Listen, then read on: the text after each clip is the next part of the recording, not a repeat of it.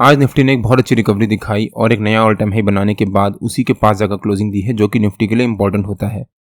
तो इस वीडियो में हम देखेंगे कि मेरे हिसाब से निफ्टी के कल के लेवल्स और मूवमेंट कैसी रह सकती है। कल का दिन निफ्टी के लिए काफी इंपॉर्टेंट होने वाला है, सो वीडियो बिना स्किप करे अंत तक जरूर देखिएगा।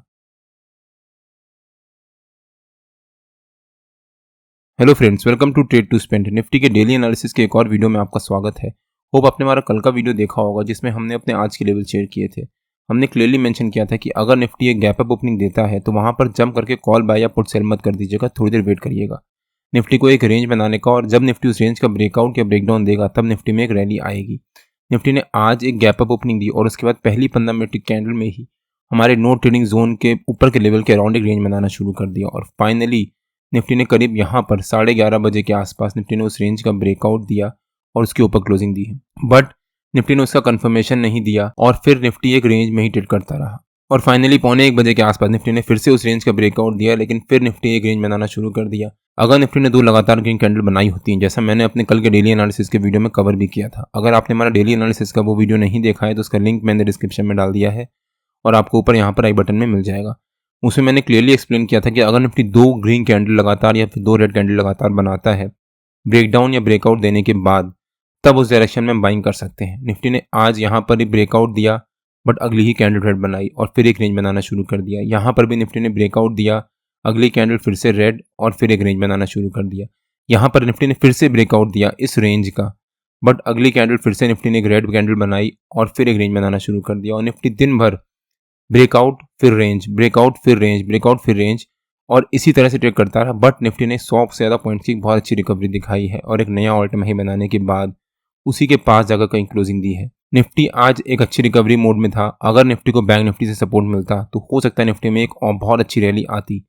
और बैंक निफ्टी दिन भर हमारे नो ट्रेडिंग जोन के बीच में एक साइडवेज मोड में ही ट्रेड करता रहा। अगर हम बैंक निफ्टी का चार्ट देखें एक बार, बैंक निफ्टी ने भी आज एक गैप डाउन ओपनिंग दी, लेकिन उसके बाद पहली 15 मिनट की कैंडल में बहुत अच्छी रिकवरी दिखाई और फिर दिन भर बैंक निफ्टी अपने 200 EMA के लेवल से सपोर्ट लेता रहा और हमारे नो ट्रेडिंग जोन के ऊपर के लेवल से एक रेजिस्टेंस लेता रहा और उसी रेंज के बीच में ट्रेड करता रहा। अगर बैंक निफ्टी ने यहाँ पर ब्रेकआउट दिया होता या फिर नीचे की तरफ ब्रेकडाउन दिया होता और वहाँ पर सस्टेन किया होता तो उस डायरेक्शन में बैंक निफ्टी में एक बहुत अच्छी रिकवरी आती या फिर रैली आती और या फिर फॉल आता।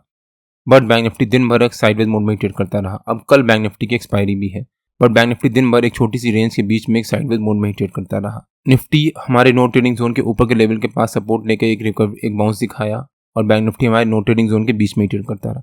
निफ्टी और बैंक निफ्टी के नो ट्रेडिंग जोन्स में डेली बेसिस पे अपने यूट्यूब चैनल में शेयर करता हूँ। अगर आपने मेरा यूट्यूब चैनल सब्सक्राइब नहीं किया है तो प्लीज़ सब्सक्राइब कर लीजिएगा और बेल आइकन जरूर हिट कर लीजिएगा, सो दैट जब भी मैं अपना अगला वीडियो पोस्ट करूँ आपको नोटिफिकेशन आ जाए।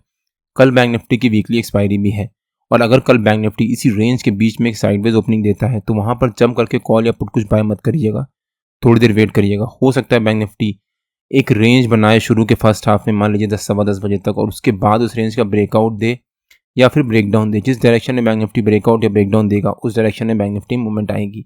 लेकिन मेरा रिकमेंडेशन रहेगा, जब तक आपको कंफर्म ब्रेकआउट या ब्रेकडाउन ना मिले तब तक आप बैंक निफ्टी की कल की एक्सपायरी की जगह उसके अगले हफ्ते की एक्सपायरी का ट्रेड करिएगा। बिकॉज अगर बैंक निफ्टी ने ब्रेकआउट दिया लेकिन वो कंफर्मेशन नहीं हुआ तो वहाँ से बैंक निफ्टी रिवर्सल लेगा। अगर रिवर्सल लेगा तो जितना भी प्रीमियम चल रहा होगा कल की एक्सपायरी का वो बड़ी तेज़ी से डिके होगा, जिस वजह से आपको लॉस होने के चांसेस ज़्यादा है। बट अगर आप अगले हफ्ते की एक्सपायरी का लोगे तो वहाँ पर प्रीमियम डिके होने के चांसेस थोड़े से कम होंगे या फिर प्रीमियम थोड़ी स्लो डिके होगा, जिस वजह से आपको लॉस होने के चांसेस थोड़े से कम होंगे। तो अगर बैंक निफ्टी एक फ्लैट ओपनिंग देता है तो वहाँ पर जंप करके कॉल या पुट कुछ बाय मत करिएगा, थोड़ी देर वेट कर लीजिएगा। वेट करने के बाद अगर बैंक निफ्टी ब्रेकआउट या ब्रेकडाउन देगा तब उस डायरेक्शन में मूवमेंट आएगी। निफ्टी और बैंक निफ्टी के लेवल्स में रेगुलर बेसिस पे अपने फ्री टेलीग्राम चैनल में भी पोस्ट करता रहता हूँ। अगर आपने मेरा फ्री टेलीग्राम चैनल ज्वाइन नहीं किया है तो उसका भी लिंक मैंने डिस्क्रिप्शन में डाल दिया है और आप मेरे को टेलीग्राम में ट्रेड टू स्पेंड नाम से मार्केट चेक कर सकते हैं। बैंक निफ्टी पिछले 3-4 दिन से एक रेंज के बीच में ही ट्रेड कर रहा है, ना ब्रेकआउट ना ब्रेकडाउन। अब हो सकता है कल हमें एक अच्छी अपॉर्चुनिटी मिले बैंक निफ्टी में ब्रेकआउट की या फिर ब्रेकडाउन की। जिस डायरेक्शन में मूवमेंट आएगी उस डायरेक्शन में बहुत शार्प और बहुत अच्छी मूवमेंट आएगी। अब अगर निफ्टी के चार्ट पे आ जाते हैं और देखते हैं कि निफ्टी के कल के लेवल्स और मूवमेंट कैसी रह सकती है। आज निफ्टी ने एक बहुत अच्छी रिकवरी दिखाई और एक नया ऑल टाइम हाई बनाने के बाद उसी के पास जाकर क्लोजिंग दी है। तो जो निफ्टी का हमारा आज का हाई है वही निफ्टी का हमारा कल का रेजिस्टेंस रह सकता है, मतलब 24,444 के आसपास।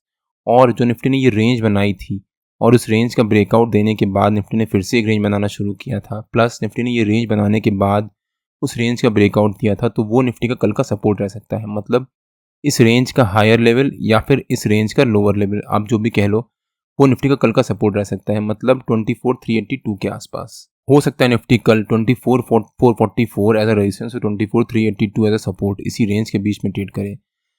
ऊपर की तरफ निफ्टी का एज सच कोई भी रेजिस्टेंस नहीं है, निफ्टी कहीं भी जा सकता है ऊपर की तरफ, बट अगर निफ्टी कल 2444 के ऊपर सस्टेन करता है तो वो निफ्टी के लिए पॉजिटिव हो सकता है। जो निफ्टी ने आज ये रेंज बनाई थी, अगर निफ्टी कल इसी रेंज के बीच में एक फ्लैट ओपनिंग देता है, फ्लैट ओपनिंग देने के बाद अगर निफ्टी यहाँ पर आधा पौन घंटा सस्टेन करता है और उसके बाद हमारा जो रेजिस्टेंस है या फिर जो निफ्टी का हमारा आज का हाई है उसको ब्रेक करके उसके ऊपर सस्टेन कर जाता है 15-20 मिनट भी, तो हो सकता है निफ्टी में एक बहुत अच्छी शॉर्ट कवरिंग आए और निफ्टी हमारे वीक के साइड टारगेट अचीव करे। हमने अपने वीकली एनालिसिस के वीडियो में निफ्टी की इस हफ्ते की मूवमेंट भी शेयर करी थी और निफ्टी ने अभी तक ऑलमोस्ट वैसे ही मूवमेंट दिया है। मंडे को निफ्टी ने एक पॉजिटिव क्लोजिंग दी और ट्यूसडे को मंडे के हाई के ऊपर जाकर एक बहुत अच्छी रिकवरी दिखाने के बाद क्लोजिंग दी है। तो हो सकता है निफ्टी में वेडनेसडे थर्सडे को एक बहुत अच्छी रिकवरी आए और मैंने अपने वीकली एनालिसिस के वीडियो में कवर भी किया है। अगर आपने हमारा वीकली एनालिसिस का वो वीडियो नहीं देखा है तो उसका भी लिंक मैंने डिस्क्रिप्शन में डाल दिया है और आपको ऊपर यहाँ पर आई बटन में मिल जाएगा, एक बार आप वो वीडियो जाकर जरूर देखिएगा। अगर निफ्टी ने एक फ्लैट ओपनिंग दी और उसके बाद एक रेंज बनाई, रेंज बनाने के बाद अगर निफ्टी ने उस रेंज का ब्रेकडाउन दिया और हमारे सपोर्ट को ब्रेक करके उसके नीचे सस्टेन कर गया तो निफ्टी के नीचे के लेवल्स भी ओपन हो जाएंगे। निफ्टी का हमारा नीचे का पहला टारगेट रह सकता है 24,359 के आसपास, जो निफ्टी का 50 EMA का लेवल भी है 15 मिनट के चार्ट पे। सेकंड टारगेट रह सकता है 24,319 के आसपास और थर्ड टारगेट रह सकता है 24,279 के आसपास। हो सकता है निफ्टी में उसके बाद एक फॉल आए, बट मेरे ख्याल से निफ्टी में कल एक फर्स्ट हाफ में साइडवेज मूवमेंट रह सकती है और सेकंड हाफ में निफ्टी में एक रिकवरी रह सकती है। निफ्टी के जो हैवी वेट्स हैं वो भी एक पॉजिटिव स्ट्रेंथ शो कर रहे हैं और हो सकता है निफ्टी में कल उसका इम्पैक्ट पड़े और निफ्टी में एक पॉजिटिव मूवमेंट आए।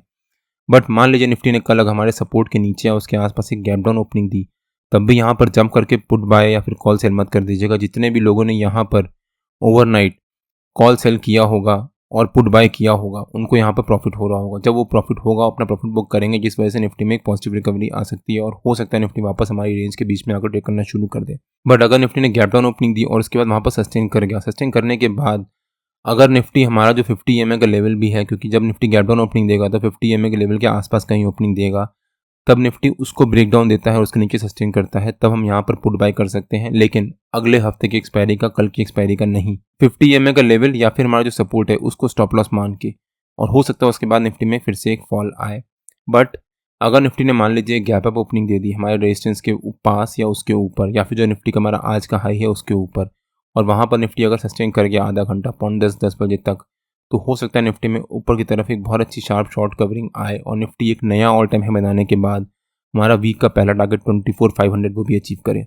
निफ्टी और बैंक निफ्टी के जो भी लेवल्स होते हैं वो रेगुलर बेसिस पे मैं अपने फ्री टेलीग्राम चैनल में पोस्ट करता रहता हूँ। अगर आपने मेरा फ्री टेलीग्राम चैनल ज्वाइन नहीं किया है तो उसका लिंक मैंने डिस्क्रिप्शन में डाल दिया है और आप मेरे को टेलीग्राम में ट्रेड टू स्पेंड नाम से मार्केट ज्वाइन कर सकते हैं। अगर आपको वीडियो अच्छा लगा हो तो please like, share and subscribe और बेल आइकन जरूर हिट कर लीजिएगा, सो दैट मैं जब भी अपना अगला वीडियो पोस्ट करूँ आपको नोटिफिकेशन आ जाए। कल मार्केट में मिलते हैं। टिल देन जय श्री राम एंड जय हिंद।